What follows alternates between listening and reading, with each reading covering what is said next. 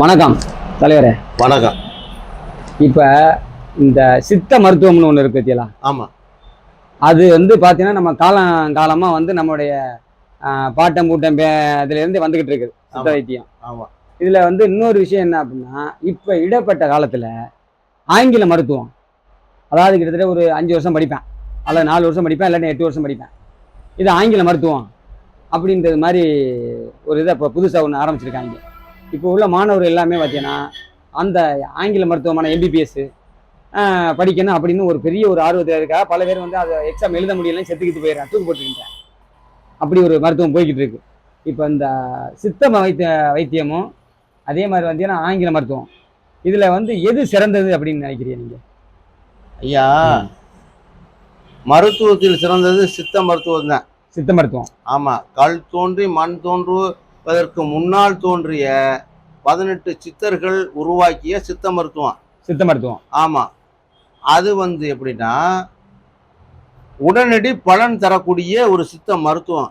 சித்த மருத்துவமா? ஆமாம். உடனடியாக பலன் தரும். சரி. அது கொஞ்சம் காலக்கெடுவில் எடுத்துக்கிறோம், அது அறவே அழிச்சிடும். சரி.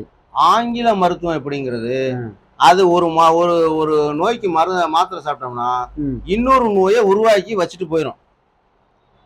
என்ன ஆங்கில மருந்து இல்லையா? அதைத்தானே போட்டி விட்டுக்கிட்டு சீட்டு கிடைக்கல, நீட்டு கிடைக்கல, நான் எக்ஸாம் எழுதினேன், ஃபெயிலாக போயிட்டேன்.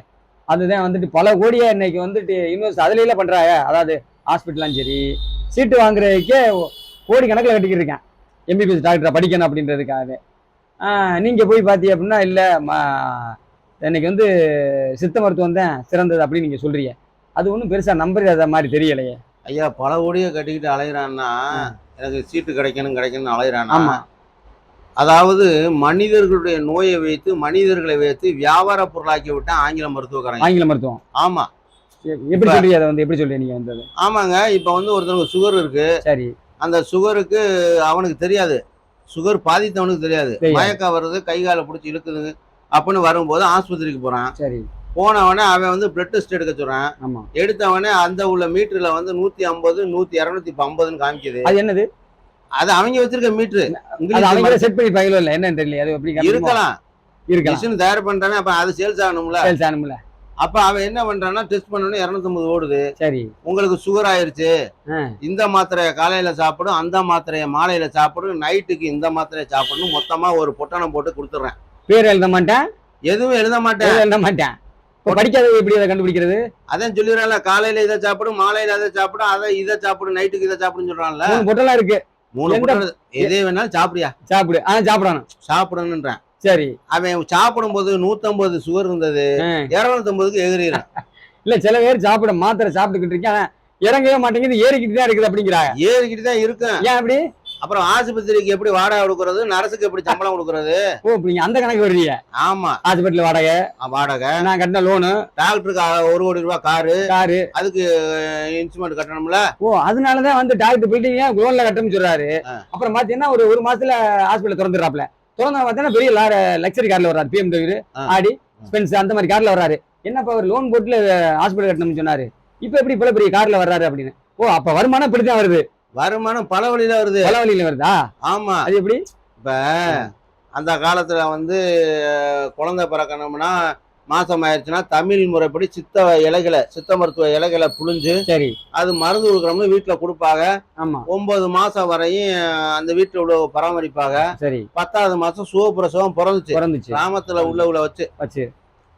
இப்ப கல்யாணம் பண்ணி புள்ள மாசமா ஆயிடுச்சுன்னு தெரிஞ்ச உடனே பெரிய பெரிய பிரைவேட் ஆஸ்பத்திரி தேடி மாலை கொண்டுட்டு ஓடிடுறாங்க. அதானே கௌரவம். அப்பதானே 51 ரூபாய் போட்டிருக்கான்ல. ஆமா. அப்ப பெரிய ஆஸ்பத்திரி உனக்கு காமிக்கல. பெரிய ஆஸ்பத்திரினா அந்த பெரிய ஆஸ்பத்திரி இல்ல, இந்த பெரிய ஆஸ்பத்திரி. நீங்க பெரிய ஆஸ்பத்திரினா GH கவர்மெண்ட் ஹாஸ்பிட்டல், அங்க போக கூடாது. அங்க போக மாட்டேன். ஏன்னா அங்க ஃப்ரீயா பாக்குறாங்க. ஃப்ரீயா பாக்குறேன், போக மாட்டேன். அப்ப இங்க போயிருவேன். போனவன அவன் பாப்பேன். சரி, உங்க மகன் நல்லா மாசமா இருக்கு, நல்லா உற்பத்தியில இருக்கு, நல்லா இருக்கு, இந்த மாத்திரை இதை சாப்பிடுங்க, அந்த மாத்திரை அதை சாப்பிடுங்க, புள்ளைய கண்ணும் கருத்துமா பாத்துக்குங்கன்னு சொல்லிட்டு தேனு மாதிரி நக்குறத மாதிரி பேசுவேன். அங்கேயே அதான் பேசுறேன். டாக்டர் அந்த மாத்திரை அப்ப சாப்பிடணும். சரி, அம்மா மகளுக்கு நல்ல டாக்டர், நல்லா பிரசவம் பாக்குறாரு அப்படின்னு இவனு நம்பிக்கிட்டு இருந்துருவேன். 9வது மாசம் வயிற்று வலி ஆரம்பிச்சு வைங்க, ஆமா கூட்டிட்டு போவேன். கூட்டிட்டு போனவொடனே அந்த டாக்டர்கிட்ட, ஐயா மகளுக்கு வயிற்று வலி ஆயிடுச்சியா, சரி பாக்கணும்னு. சரி. கொஞ்ச நேரம் வெளியில நீங்க இருங்க. யாரு? தாயையும் தகப்பனையும் வெளியில விட்டுருவாங்க. ரைட்டு. அவன் பக்கத்துல உள்ள நரசை கூட்டிட்டு போயிருவான் டாக்டர் உள்ள. சரி. இங்க பாரு, நம்ம கொடுத்த மாத்திரை சரி கற்ப பைய அடைச்சிருச்சு, புல்ல 3 கிலோ ஆகி போச்சு. ஏன் நல்லதுக்கு தானே மாத்த கொடுத்தா, அது இப்படி திடீர்னு ஒரு திருப்பு முனையை உண்டாக்குது? உங்களை பொறுத்தவரை பாட்டிக்காரனை பொறுத்தவரை நல்லதுக்கு தான் மாத்திரை கொடுத்தா. அதுக்காக தானே ஹாஸ்பிட்டலுக்கு போனோம். எங்களுக்கு தான் 1,00,000 கவுண்டர்ல கட்டின்னு சொன்னாங்க, கட்டி தானே வந்தோம். கட்டிட்டு வந்து இல்ல மாத்திரை வாங்கிட்டு வந்தோம். நீங்க நல்லது கட்டிருக்கீங்க. ஆமா எங்களுக்கு தான் தெரியும் அது நல்லதுக்கா எங்களுக்கு வருமானத்துக்காக. கட்டணம் கட்டுறது கட்டி வைக்கணும்னு நினைச்சுக்கிறீங்களோ? ஆமா எங்களுக்கு தானே தெரியும் இதுல என்னன்னு. அதனே ஒரு உட்பூசல் இருக்கு. சரி, உடனே நரசை கூப்பிட்டு சொல்லிடுவோம். நல்லது. அம்மா நம்ம பாட்டி போன வருஷம் 9 மாசம் கரு உற்பத்தி வந்த பாட்டி. உங்க பேர் உங்களோட லிஸ்ட் இருக்குல்ல? லிஸ்ட் அதுக்கு தனியா ஒரு லிஸ்ட் எழுதிருவோம்ல. முகூர்த்த நாள் குடிச்சது மாதிரி பொண்ணுக்கு மாப்பிள்ளைக்கு தேதி குறிச்ச மாதிரி குறிச்சிருவான். அங்க 9ஆம் மாசம் 10 பேர் வர்றேன், 10 பேருக்கு கத்தி எடுத்து ஆட்டை விட்ட மாதிரி வெட்டிடுவான். ஆளுக்கு 1 லட்சம் 1 லட்சம் கிடைக்கும், 10 பேருக்கு 10 லட்சம் கிடைக்கும். எஸ்டிமேட் இருக்குல்லையா? அதுதான் லோன் சீக்கிரமே முடிஞ்சிருதோ உங்களுக்கு? லோனும் முடியும், எங்களுக்கு வருவாய் வரும், தோப்பு வாங்குவோம், துறப்பு வாங்குவோம், கார் வாங்குவோம், பங்களா வாங்குவோம் இல்லையா? அதாவது ஹாஸ்பிட்டலுக்கு வந்த புல்லாம் கடன் தான் வாங்குறேன், மகளிர் சுய உதவி கடன் அப்படின்னு மாதிரி. ஆனா ஹாஸ்பிட்டலுக்கு கட்டின புல்லாம் கோடி கணக்கில் இன்னைக்கு சேர்த்து வச்சுக்கிட்டேன். அப்ப அதெல்லாம் இப்படித்தான். ஆமா, உடனே என்ன பண்ணுவோம், உடனே வந்து நரசிக்கிட்ட சொல்லுவான். சரி நீ போய் சொல்லு, புள்ளையும் தாய் நல்லா இருக்கு, ஆபரேஷன் பண்ணித்தான் எடுக்கணும், புள்ள வேணுமா உங்களுக்கு மக வேணுமான்னு கேளு. அதெல்லாம் கூட இருந்தானே நாங்க வந்து இப்ப மாத்திரை டேப்லெட் எல்லாம் பார்த்துட்டு செக்அப் எல்லாமே பண்ணிட்டு போனோம். உங்க பார்வைக்கு செக்அப் பண்ணிட்டு போனியா, மாத்திரை வாங்கிட்டு போனியா? சரி, எங்க பார்வைக்கு அந்த புள்ளைய பெருசாக்கி வெளியில வர விடாம தடுத்து நிக்கிற வேலையை நாங்க பாத்துட்டோம்ல.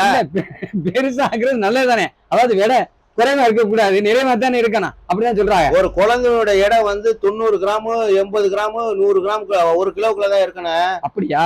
அப்பதான் அந்த கர்ப்பப்பாயில இருந்து பிறந்து அந்த ஆசன வாயு வழியா வெளியில வர குழந்தை. சரி, 3 கிலோ குழந்தை உருவாயிருச்சா எப்படி வெளியில வராது. 3 கிலோ உருவாக்குறது எங்க வேலை? உங்க ஓ, அதுக்கு தான் நாங்க பணம் கட்டுறோம். நீங்க வந்து 1 லட்ச ரூபாய் கொடுத்து விட்டு டெஸ்ட் பண்ணிட்டு போயிருவே, சுகப்பிரசவம் அப்புறம் கையில கொடுத்துருவோமா? நாங்க நாக்கா வலிக்கிறது. நீங்க வீம்பா பேசுற மாதிரியே தெரியுது எனக்கு. வீம்பு இல்லங்க, உண்மை தெரியல. ஆமா, 1 லட்ச ரூபாய் கொடுத்து டெஸ்ட் பண்ணிட்டா சார் 9 மாசம் உங்ககிட்ட தான் மருந்த ஊத்தணும், மாத்திரை ஊத்தணும் சொல்றியா? அதுதானே நீங்க 1 லட்ச ரூபாய் உங்க சொல்லி முடிஞ்சிடும். ஆமா, அப்ப நான் அரசுக்கு நான் யாரு சம்பளம் கொடுக்கறது? நான் வாங்கின பில்டிங் கடை யாரு கட்டுறது? அதுக்கு தானே 50,000 60,000 வந்து செக்அப் அப்படின்னு சொல்லிட்டு வாங்குறீல்ல? அதெல்லாம் வந்து முதல்ல வந்து டோக்கன் அட்வான்ஸுங்க அது. ஆமா, அப்ப நீங்க வந்து அட்வான்ஸ் போக இனிஷியல் அமௌண்ட் போக டொனேஷன் மாதிரி ஒரு அமௌண்ட் எங்கள்கிட்ட இருந்து வசூலிக்கணும். டொனேஷன் மாதிரி இல்ல, அது உங்க தலையெழுத்து, உங்கள்கிட்ட கொடுக்க வேண்டியது. ஆமா, அதுக்கு தான் பிரைவேட் ஹாஸ்பிட்டல். இங்க ஒருத்தன் வந்து அடிபட்டு வந்துட்டான், காலு கை முறிஞ்சு வச்சேன்னா நீங்க என்ன கட்டு கட்டுறானா, இங்க கட்டு கட்டுறானா 4 நாள் தூக்கிட்டு போயிருவியா? ஆமா, உங்க குழந்தை கூடக்கூடிய வைத்தியத்துல கட்டு கட்டிடுவோம் போய் எங்கிட்ட கட்டு கட்ட தூக்கிட்டு போயிருவியா? ஆமா, உங்க குழந்தை உங்க மக வயித்துல இருக்கக்கூடிய கரு, அந்த கருவனுடைய பிள்ளையை நீங்க பாக்கணும்னு ஆசைப்படுவியா? ஆமா, 10 லட்ச ரூபாய் செலவு நீ கல்யாணம் பண்ணிட்டா 2 லட்ச ரூபாய் பெருசாடான்னு நினைப்பிய. ஆமா, அப்ப இந்த பணத்தை நினைக்க மாட்டிய. ஆனா நாங்க பணத்தை மட்டும் தான் நினைப்போம். அதுக்கு தானே ஹாஸ்பிட்டல் கட்டிருக்கீங்க. அதுக்கு தானே நாங்க கட்டி வச்சிருக்கோம். உங்களுக்கு ஏசி போட்டிருக்கோம், ஃபேன் போட்டிருக்கோம், கலர் கலர் லைட் போட்டிருக்கோம். அப்ப இதெல்லாம் எங்களுடைய சித்து வேலை, இதெல்லாம் சம்பாதிக்கிறது. ஆமா, அப்புறம் சாம்பராணி வர்றோம், நாங்க ஆஸ்பத்திரி கட்டி ஆம்புலன்ஸ் வச்சு 40 லேடிஸ குள்ளா மாட்டி விட்டுருக்கோம். அப்ப 10 பேர் வந்தா ஒரு மாசத்துக்கு. ஆமா, 9ஆம் மாசம் 10 பேர் பிரச்சனை பார்த்தா எங்களுக்கு 10 லட்ச ரூபாய் கிடைச்சிரும்ல. அதுக்காக ஒரு பிளான். 12 மாசத்துக்கு 10 பேர் நாங்க கரெக்ட் பண்ணி வச்சிருவோம்.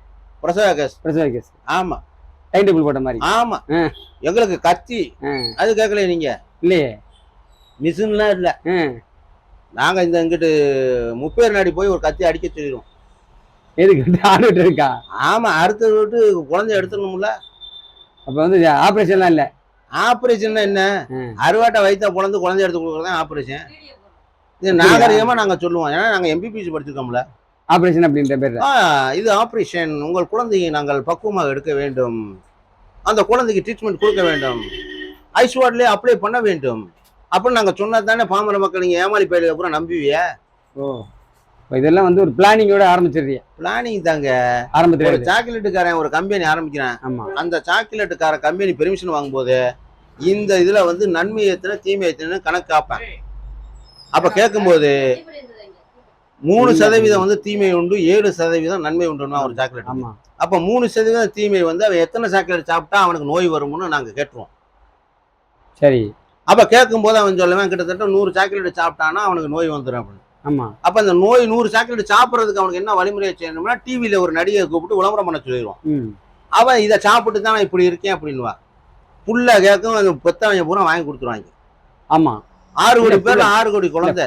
அதாவது எல்லாருக்குமே வந்து தாய் பிள்ளையும் நல்லா இருக்கணும்னு தான் நினைப்பான். ஆசைப்பட்டு வாங்கி கொடுக்குறது தாய் தப்பு. அதனுடைய கடமை. இந்த விளம்பரத்தை பார்த்தோன்னே இந்த பய உள்ளவன அதை வாங்கி கொடுமா அதை வாங்கி கொடுமா அதைத்தானே கேட்குறா. அதனால நல்லது. பக்கத்து வீட்டுக்காரர் வந்து என்ன சொல்றாங்கன்னா, உங்க மகளை எங்கே பாக்குறீங்க, எந்த ஹாஸ்பிட்டலில் பாக்குறீங்க, பெரிய ஹாஸ்பிட்டலில் பாக்குறீங்களா அப்படி மாதிரி கேட்குறா.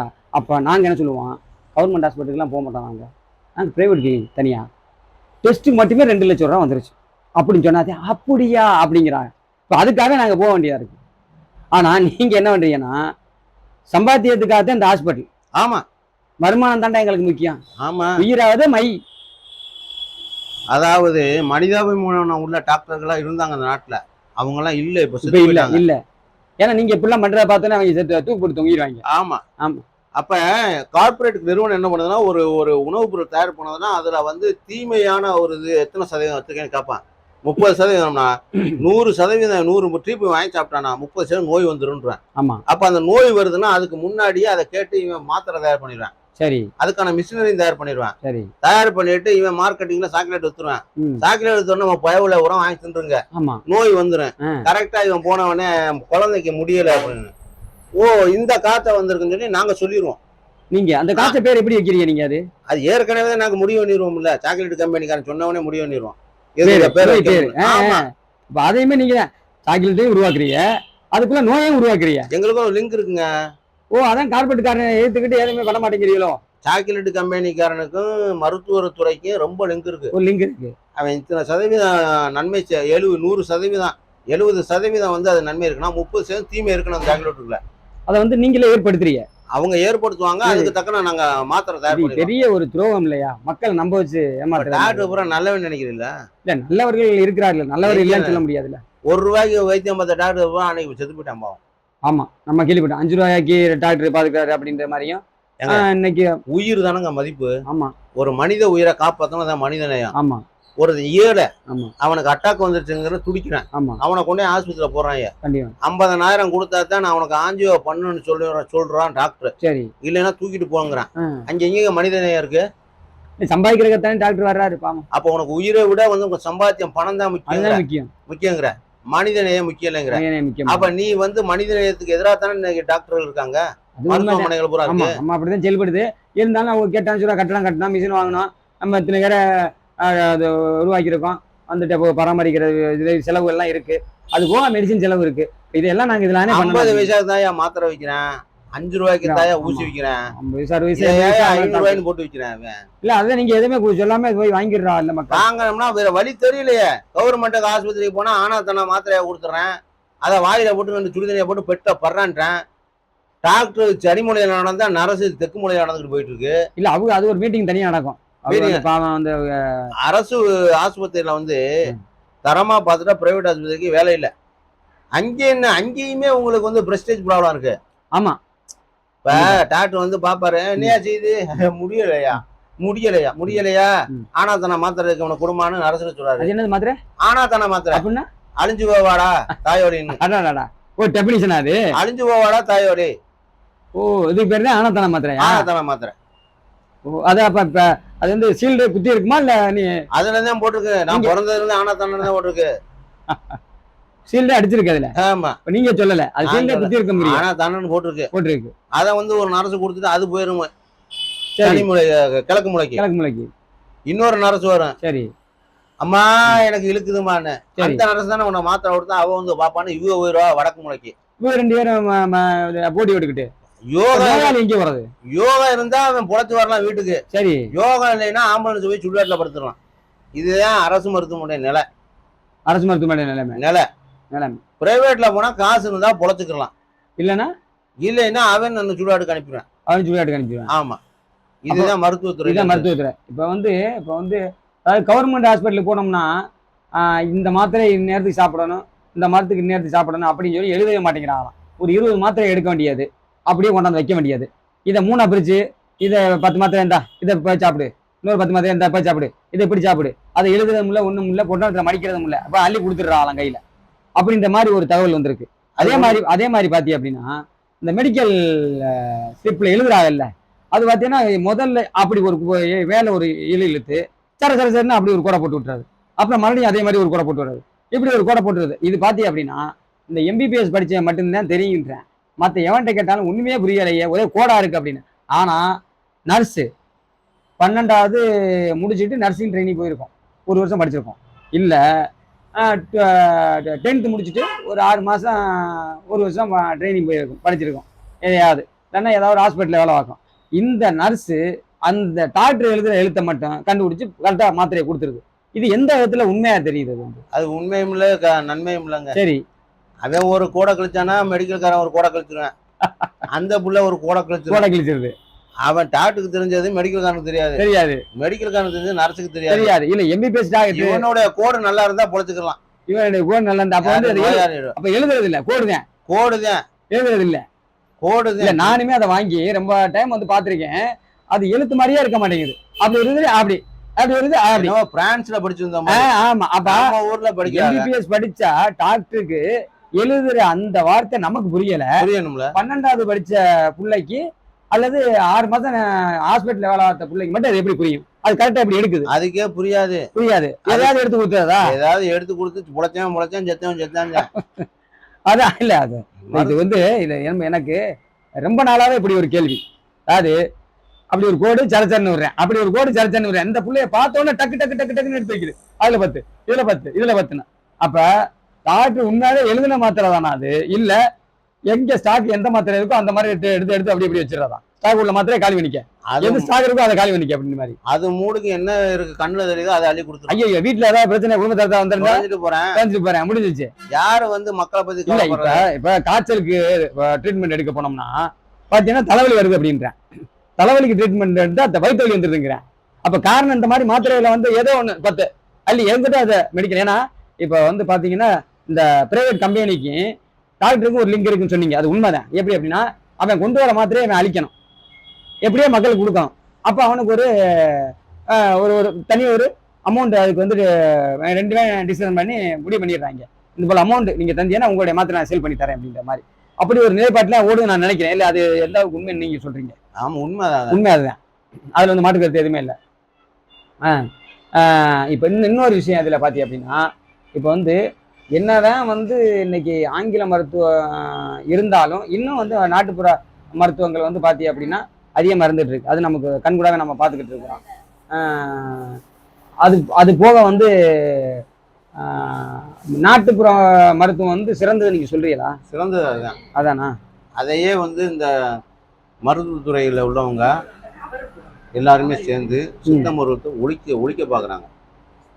வருமானம் வராது, சுத்த மருத்துவத்தில் சாதிக்கக்கூடிய மருந்து ஏகப்பட்டது இருக்கு. ஒரு இலையை பிடுங்கி தண்ணியவே கட்டக்கூடிய மூலிகை இருக்குங்க, நான் வச்சிருக்கேன். நீங்க வச்சிருக்கீங்க? சரி, அது இருக்கு. கட் பண்ணி நீ போ, அதை கட் பண்ணிக்குவோம். நீ போயிட்டு ஒன்றும் பிரச்சனை இல்லை. கட் பண்ண நான் கட் பண்ணாத போடுறேன், நான் கட் பண்ணிக்கிறேன். தண்ணி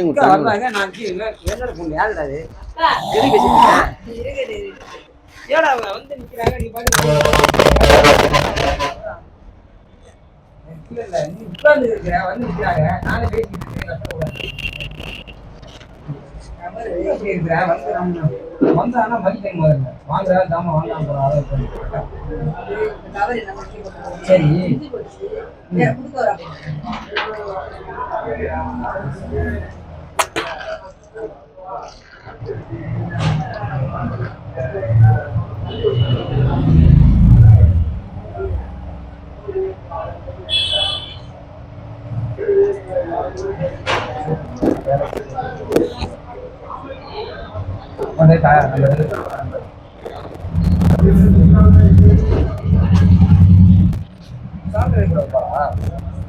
அவங்க ஏதாவது ஒரு அர்ஜென்ட் வந்துருப்பாங்க.